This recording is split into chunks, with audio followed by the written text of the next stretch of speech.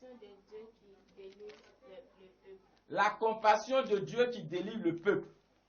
Et nous allons lire le passage dans le livre de quoi? De Exode, chapitre 2.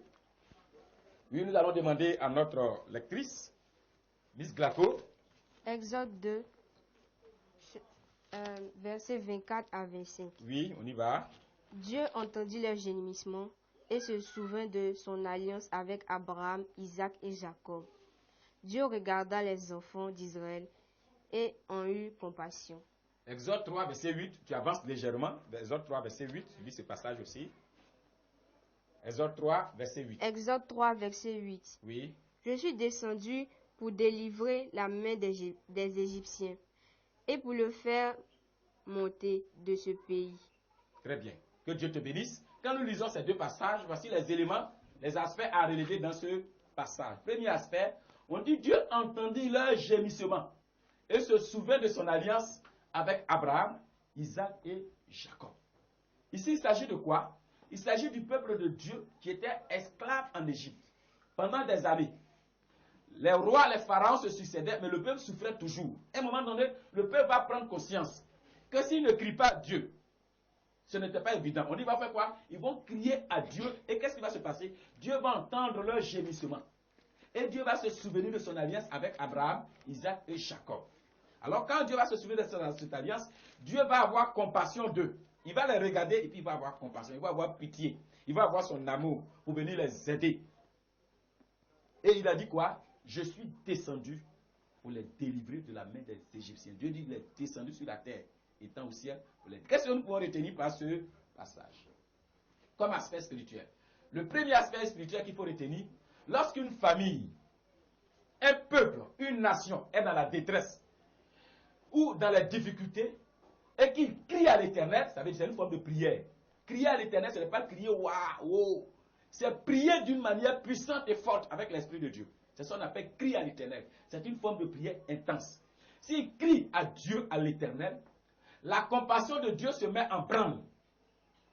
Et Dieu lui-même descend pour délivrer cette famille ou ce peuple ou cette nation. Je reprends. Quand une famille est dans la détresse, dans la difficulté, et que cette famille prend conscience et lève les mains, lève les yeux, et crie à l'Éternel au travers de sa bouche, Dieu entend ses cris. Dieu voit ses difficultés et il descend pour le délivrer. Ça, c'est ce qu'il faut retenir comme aspect spirituel. Le second aspect spirituel que nous devons savoir, Dieu a toujours compassion de ceux qui sont en alliance avec lui. De ceux qui sont en de très bons termes, en bonne relation avec lui. Ça veut dire quoi? Si toi et Dieu vous entendez bien, la compassion de Dieu est toujours sur ta vie. Dieu te vient toujours au secours, Dieu te pardonne toujours, Dieu t'aide toujours. Les sujets de prière qu'il faut utiliser pour prier à partir de ce passage, le premier sujet est tiré de Daniel chapitre 3, verset 17. Mon Dieu, aie compassion de ton peuple et délivre-le des bruits de tension et de guerre.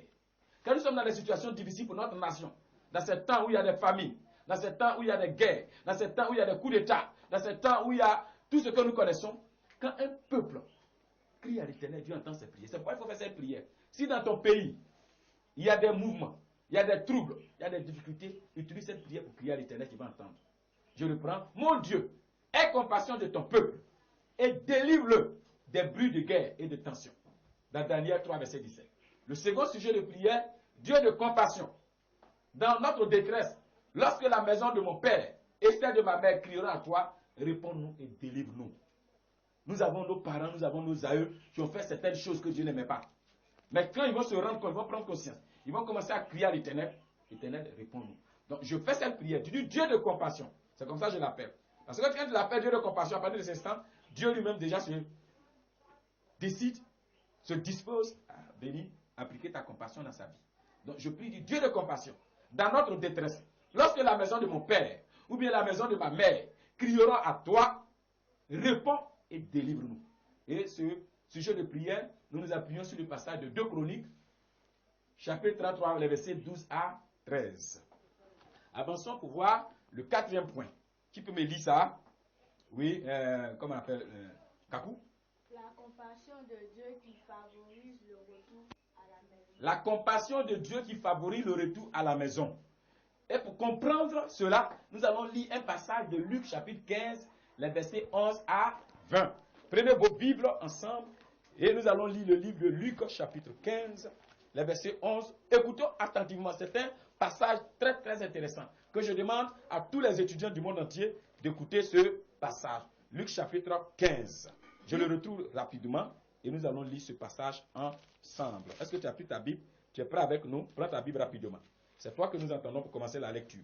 Luc chapitre 15, les versets 11 à 20. On y va avec Miss Glaco. Luc chapitre 15, versets 11 à 25.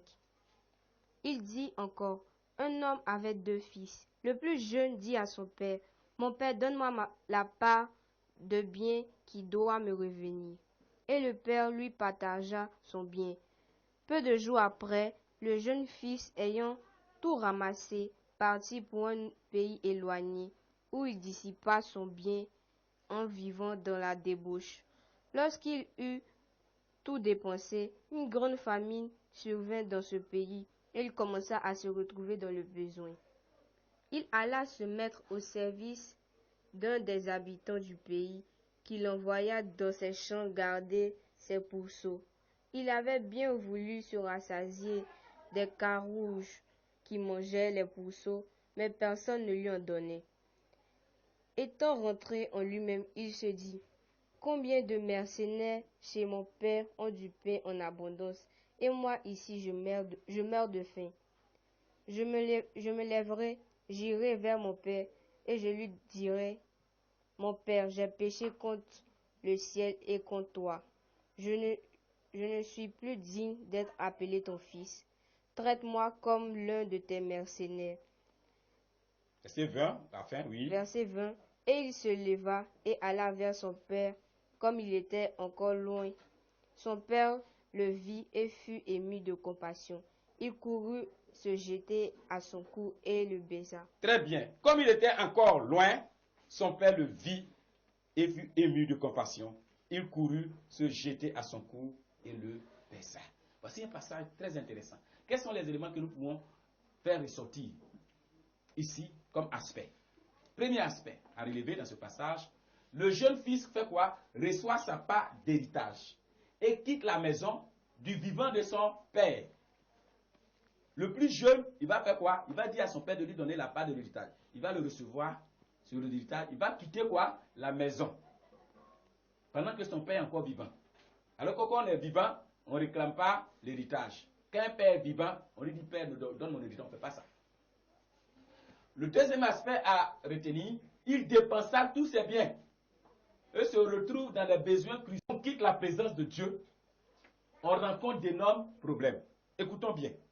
Quand tu commets des erreurs, des fautes très graves, et que tu quittes la présence de Dieu, tu vas rencontrer d'énormes difficultés. Voici l'élément que Dieu veut que nous retenons. C'est un aspect spirituel fort. Si tu déconnes, tu fais des choses que Dieu n'aime pas, ne quitte pas la maison, ne fuis pas. Viens lui demander pardon. Parce que si tu quittes la maison, tu fuis, là-bas où tu t'en vas, là, tu vas rencontrer beaucoup de problèmes, beaucoup de difficultés. Ça, c'est le premier aspect spirituel. Le second, c'est quoi?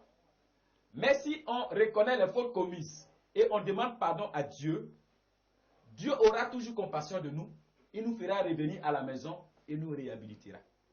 C'est ce que j'ai dit tout à l'heure. Si tu commets des fautes contre Dieu, ou bien contre ton prochain, contre ton père, ta mère, et puis tu te rends compte, et puis tu viens lui demander pardon, à partir de ce moment, Dieu va avoir compassion de toi, il va te pardonner, et va te faire rentrer à la maison. Au lieu de rester à la maison et puis fuir. Troisième aspect spirituel à retenir, si on ne revient pas sur nos positions, on risque de souffrir et mourir dans notre état de pécheur. Ce fils-là, quand il est parti, s'il n'a pas pris conscience que ce que j'ai fait n'est pas bon, il faut que j'aille demander pardon à mes parents pour revenir à la maison, il allait rester là-bas et mourir de faim, ou bien mourir de maladie, ou bien mourir d'autres choses. Mais si on se rend compte et que on revient, c'est mieux. Mieux vaut revenir à la maison, demander pardon, que de rester là-bas, souffrir et mourir. Quels sont les sujets de prière qu'il faut faire? Premier sujet de prière, tiré dans le livre de Joël, chapitre 2, les versets 12 à 13. Dieu de compassion, dans mon état de pécheur, je me suis éloigné de toi. Maintenant, permets-moi de revenir à la maison. On va lire ensemble ce sujet de prière. On est d'accord, on va prier ensemble. 1, 2, 3. Dieu de compassion, dans mon état de pécheur, je me suis éloigné de toi. Maintenant, permets-moi de revenir vite à toi. Une deuxième fois. Dieu de compassion, dans mon état de pécheur, je me suis éloigné de toi. Maintenant, permets-moi de revenir vite à toi. On doit lire ce sujet de prière combien de fois? 7 fois. Donc chez vous, là où vous vous trouvez, faites cette prière jusqu'à 7 fois. Dieu va entendre vos prières, va vous exaucer.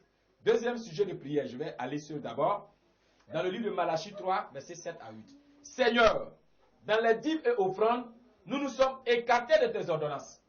Par ta compassion, donne-nous de revenir à toi. Je reprends. Seigneur, dans les dîmes et offrandes, nous nous sommes écartés de tes ordonnances.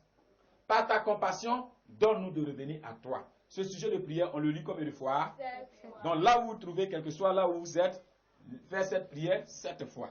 Si vous n'obéissez pas à la loi divine concernant les dîmes et les offrandes, il faut faire ce sujet de prière afin de revenir à Dieu. Parce que si nous ne payons pas nos dîmes et nos offrandes, on peut être écarté, on peut être éloigné de Dieu. Et là-bas, on risque de souffrir. Mais en faisant ces prières, on se réconcilie avec Dieu et Dieu nous pardonne. On revient à lui pour vivre notre vie de bonheur. Merci, chers étudiants du monde entier, d'avoir suivi la leçon 2 du module 2 sur l'existence de Dieu. À bientôt pour la leçon 3. Que Dieu vous bénisse. Shalom, shalom. Je vous remercie là où vous êtes. Dans le nom de Jésus. Amen.